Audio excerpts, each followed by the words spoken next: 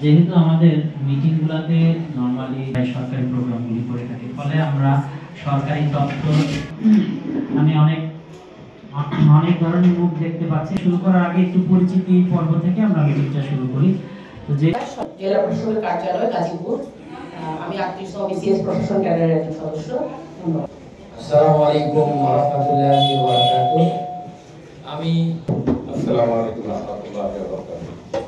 আমি আলাউদ্দিন আলম। আসসালামু আলাইকুম।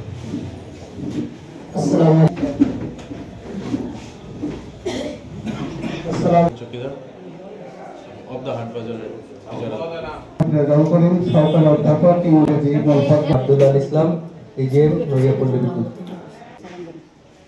আসসালামু আলাইকুম। আমি মোহাম্মদ আবুল বশর।